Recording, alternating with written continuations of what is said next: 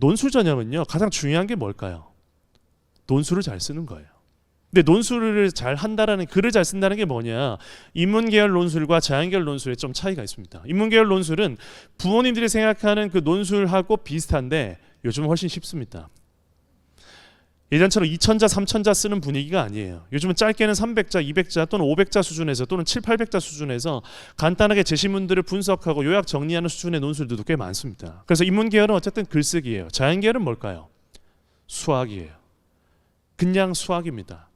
2024학년도 대입까지 연대가 수학 이외 과학도 출제를 했어요. 근데 연대도 2025 대입부터 논술에서는 과학을 폐지합니다. 일부 의대만 남게 됐어요. 그러다 보니까 아이들 중에 논술로 대학을 진학하겠다라고 하면 글을 잘 써야 돼요. 인문은 전통적인 글쓰기에 가깝다 보시면 돼요. 자연은 뭘 잘하면 된다고요? 수학을 잘 풀면 되는 겁니다. 그럼 거기 글쓰기에다 더해서 뭐가 필요하죠? 수능 최저가 필요한 겁니다. 수능 최저가 안 되면 그럼 어떨까요? 논술 쓸 때 제약이 있을 수밖에 없죠. 이해되시죠? 자, 그럼 논술은 어떤 대학들이 있는가 한번 볼게요.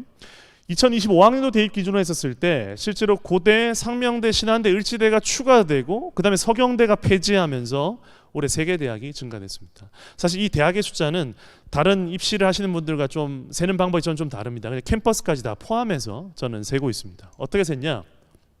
이렇게 세볼게요. 전국에서 논술을 보는 모든 대학이에요. 그리고 초록색은 뭘까요? 캠퍼스입니다. 이해되시죠? 그 대학의 캠퍼스예요. 그 다음에 주황색은요, 여기 보시는 것처럼 고대, 상명대, 신한대, 을지대는 2025 대입에서 신설한 대학입니다. 이해되시죠? 그 다음에 서경대 가운데 보이시죠? 빨간색 줄 그어져 있는 거 폐지한 대학이에요. 논술 전형은 어떤 전형인가요? 논술 전형은 수도권 전형이에요. 수도권 전형. 아이들이 성적이 조금 부족하지만 활동이 좀 부족해서 교과와 종합전형에서 두각을 드러내지 못하는 친구들이 논술을 통해서 역전하고 싶은 거예요. 그게 바로 논술 전형입니다.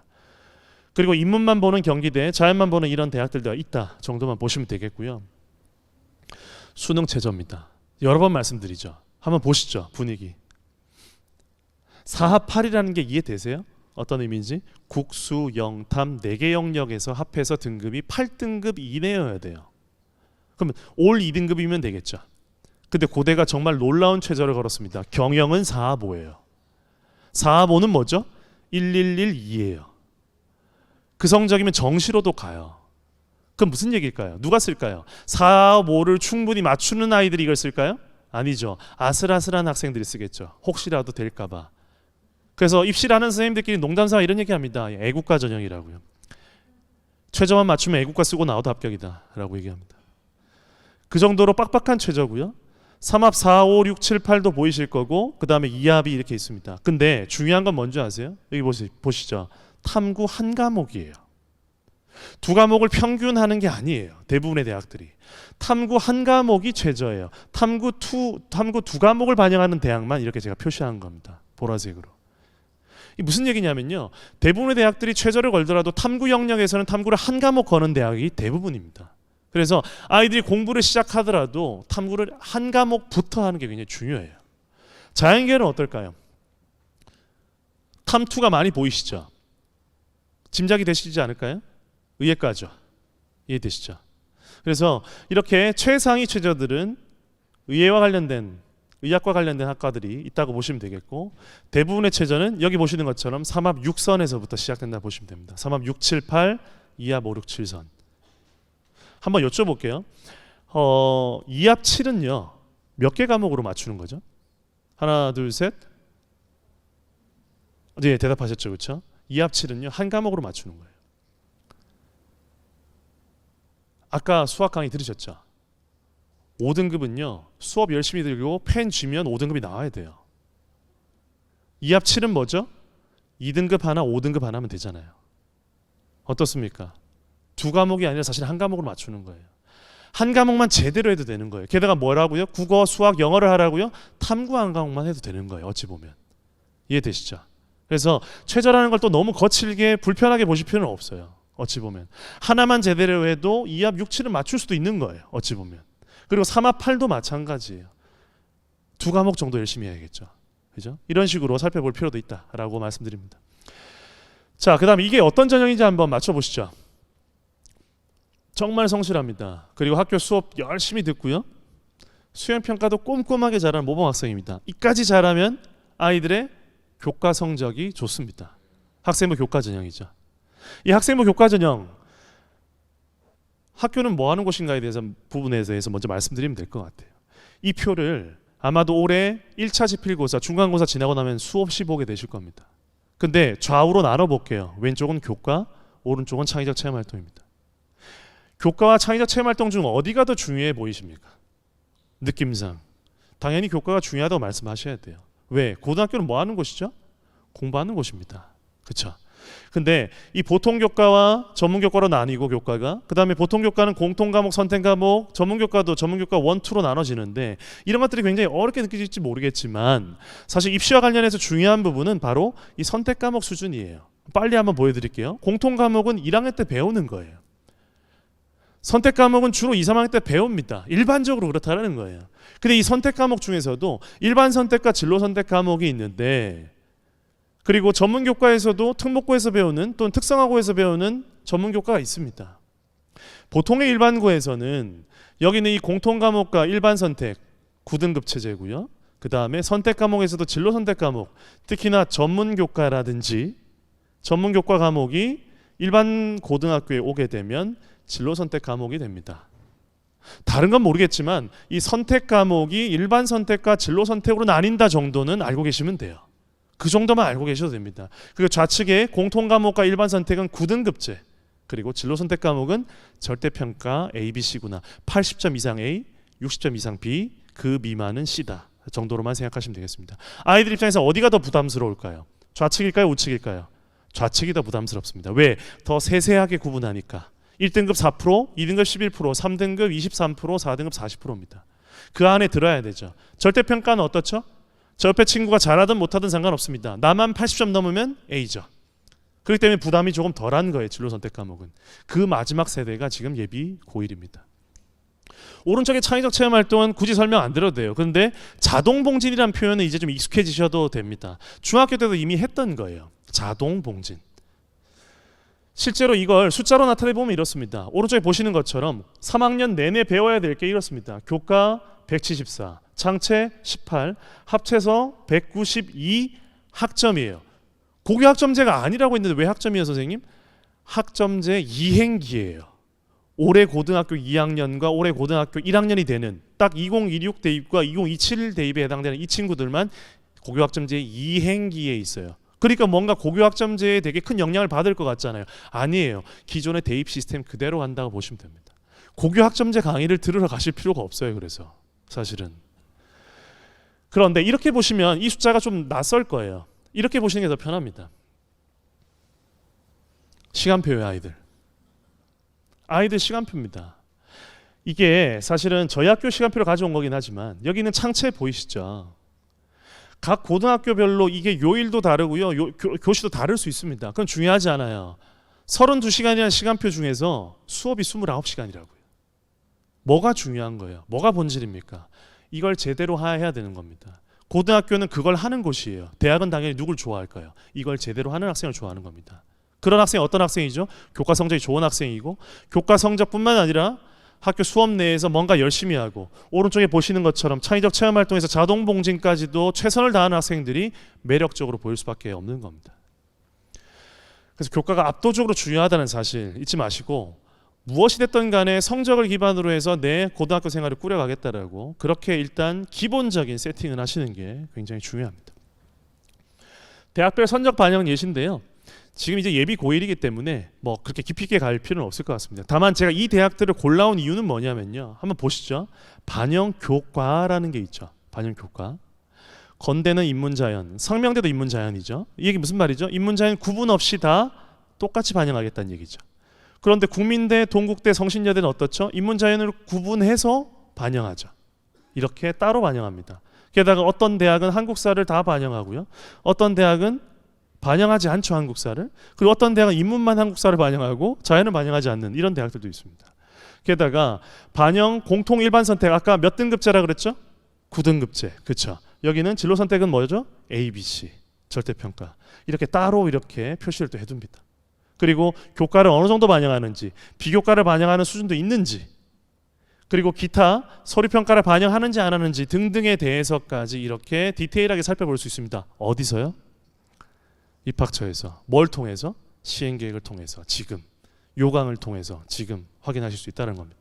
그래서 이런 요소들이 있구나 정도만 기억하시면 되겠고요. 이게 과연 뭐가 더 유리하지? 어떤 게 더 유리할까에 대한 고민은 사실은 고등학교 1학년이 끝난 다음에 하셔도 절대 늦지 않습니다. 그냥 1학년은 최선을 다해서 내가 할 수 있는 범위까지 최대치를 한번 해보자 라고 그렇게 생각하시면 좋을 것 같고요. 여기 있는 국민대, 상면대, 성신여대는 수능 최저학력 기준이 있는 대학입니다. 자, 이 전형은 어떻죠? 팔방미인입니다. 그리고 교과 성적뿐만 아니라 임원, 동아리, 봉사, 독서 등 학교생활 모든 것에 최선을 다하는 학생입니다. 보기 좋죠, 그렇죠? 학생부 종합전형입니다. 학생부 종합전형을 보기 위해서는 이 학생부의 전체적인 틀을 봐야 되는데요. 1번 인적학적 사항부터 시작해서 8번의 행동특성 및 종합의견까지 8개 영역입니다. 학생부는. 이 8개 영역 중에 어떤 영역이 가장 중요할까요? 작년 대입까지는 2023 대입까지는 3, 5, 6, 7, 8이었어요. 2023 대입. 올해 입학하는 2024 대입 학생들은 몇 번이죠? 5, 6, 8입니다. 이 2024 대입부터 지금 2027 대입까지 같은 축이라고요. 같은 축. 우리가 왜 우리 다음에 입시가 바뀌어? 라고 불안해할 게 아니라 기존의 축대로 이어지고 있기 때문에 그 축들을 제대로 이해하고 선배들이 준비해 본 걸 반면교사 삼아서 온고지신으로 내가 잘 해내면 그러면 굉장히 좋은 결과 얻을 수 있는 게 바로 2027 입시가 되는 겁니다. 그래서 몇 번이냐? 5, 6, 8번이죠. 너무 당연한 얘기입니다. 제가 교과에서 뭘 강조했죠? 성적이에요. 수업입니다. 성적, 세부능 및 특기사항 굉장히 중요하고 이게 가장 중요하다 볼 수 있어요. 그리고 창의적 체험활동이 있고요. 행동특성 및 종합의견은 뭐죠? 담임 선생님의 추천서입니다. 굉장히 중요하겠죠. 그런데 아이들은 어떻게 착각하느냐? 아, 이제 수상도 안 들어가고 독서도 안 들어가니까 뭐 어차피 안 해도 되겠네. 근데 입시는 슬프게도 뭐죠? 상대평가예요. 줄 세우기입니다. 여기 기울였던 노력을, 수상에 기울였던 노력, 독서에 기울였던 노력을 여기다 쏟아야죠. 왜? 상대평가니까. 누군가는 이 귀찮은 걸 해내는 친구가 더 높은 위치를 차지할 수 있는 게 사실은 슬프지만 현실입니다. 자, 전형에 대해서 또 간단히 조금만 말씀드릴게요. 이 대학들을 가져온 이유는 또 뭐냐? 면접형과 서류형이 딱 구분되어 있는 대학들을 가져왔어요. 학생부 종합전형이 요즘 크게 보면 큰 축으로 보면 두 가지입니다. 서류형과 면접형이에요. 느낌 오세요? 서류형은 뭐만 볼까요? 서류만 보는 거예요. 면접형은 뭘까요? 서류 보고 1단계에서 여기 보시는 것처럼 3배수를 뽑거나 4배수, 5배수 뽑은 다음에 그 다음에 뭘 보겠다? 면접을 보겠다라는 겁니다. 그래서 면접이 중요도가 있는 거죠. 그래서 대부분의 대학들은 종합전형은 최근에 특히 수도권 대학들은 서류형과 면접형을 같이 유지하는 체제가 꽤 많습니다. 물론 그렇지 않은 대학들도 꽤 있어요. 하지만 이렇기 때문에 내가 어떤 전형을 지원할지 모르기 때문에 어떤 식으로든 다 준비를 해두는 게 사실 좋습니다. 특히나 나중에 고3이 돼서 분명히 이런 지점이 옵니다. 내가 면접이 약하고 말을 잘 못하니까 준비를 안 했는데 한탄할 때가 있을 수 있어요. 근데 준비를 미리 하셔야 돼요. 특히 평소에 내뱉는 욕설이나 짧은 말투 이런 것들 정말 주의해야 됩니다. 사람들은요 금방 티가 나요. 10분은요 영겁의 시간이에요. 면접에서. 제가 최근에 3년 고3 담임을 하면서 작년에도 얼마나 많은 아이들을 면접 지도를 했느냐. 면접 지도를 하잖아요. 아이들 제가 약간 겁을 줄 때 이런 표현을 씁니다. 야 3분이면 너희 다 털 수 있어. 농담이 아니에요. 아이들이 그 장면에서 굉장히 긴장할 뿐만 아니라 아이들이 얼마나 착한 줄 아세요? 자기들이 열심히 준비해서 꾸며서 가잖아요. 하지만 다 자기의 밑바닥을 다 보여주고 옵니다. 사실은요 제가 이렇게밖에 못했어요. 정말 다 그래요. 면접은 정말로 기술을 익히는 게 아니라 정말 착실하게 무언가를 쌓아올 때 그 면접의 진가를 발휘할 수 있는 겁니다. 그러니까 무언가 기술 테크닉을 익혀서 내가 그걸 통해서 뭔가 좋은 성취를 얻겠다 그렇게 생각하시면 안 됩니다. 그냥 쌓아가셔야 돼요. 자, 마지막 수능 전형하고 마무리하겠습니다. 자기주도 학습 능력이 뛰어나고 주위 환경에 흔들리면 안 돼요. 주어진 계획에 따라 끈기 있게 학습할 자신이 있어야 됩니다. 여러 선생님들께서 학습에 대한 얘기를 하시고 시간에 대한 얘기를 하는데요. 저는 보통 어떻게 얘기하느냐. 국수형은요. 하루에 8시간 자습이 기준입니다. 그 정도는 해야 그 정도 2개월에서 3개월은 해야 성취를 이룰 수 있다고 저는 보는 입장이에요. 탐구는 하루에 3시간에서 4시간 정도, 2달 정도면 됩니다. 그렇게 보는 입장이라고요, 실제로. 근데 그 이야기를 하면 아이들이 굉장히 어려워하고 힘들어합니다. 그 정도로 굉장히 많이 노력이 필요하다라고 말씀드리고요. 수능 시험의 변화에 대해서는 딴 거는 다 차치하고 국어 수학 탐구는 상대평가라는 건 알고 계시죠? 상대평가의 줄세우기입니다. 선택 과목이 있는데 도대체 이 선택 과목이 뭐가 더 유리하고 좋은 거냐에 대한 이야기들 많이 들으셨을 거예요. 사실은 근데 그게 그렇게 중요한 건 아닙니다. 사실은. 그리고 한국사와 영어 그리고 제2외국어 한문에 대해서 절대평가의 분할 점수라고 돼 있는데 한국사는 40점 이상 1등급, 영어는 90점 이상, 제2외국어 한문은 45점 이상 1등급이에요. 정말 솔직히 말씀드리는데 한국사 4등급 못 받으면요 국적을 파야 돼요. 시험이 정말 쉽습니다. 당장 댁에 가셔서 최근에 나온 한국사 시험지 아무거나 한번 보세요. 절반 못 맞히시나. 정말 아이들이 이거 한국사 이 정도도 못 받으면 정말 혼내야 됩니다. 그 정도로 쉬워요. 그 다음에 영어 절대평가 있죠. 절대평가지만 절대평가 같지 않은 과목이 돼버렸죠. 굉장히 빡빡합니다. 제2외국어 한문이 있어요. 이 중에서 실제로 대입에서 다뤄지고 실제로 대입에서 의미를 가지는 과목은 솔직히 말씀드리면 영어 정도밖에 없습니다. 한국사가 쓸모없다라는 게 아니에요. 한국사도 4등급 또는 5등급의 최저를 거는 대학들이 많이 있거든요. 근데 제가 방금 농담삼아 말씀드렸죠. 4등급, 5등급은 당연히 받아야 되는 거예요. 한국 사람이라면. 당연한 이야기입니다. 그 정도로 난이도가 그렇게 높지는 않습니다. 어떤 과목을 선택하는 것이 유리한가에 대한 질문을 굉장히 많이 받거든요. 실제로.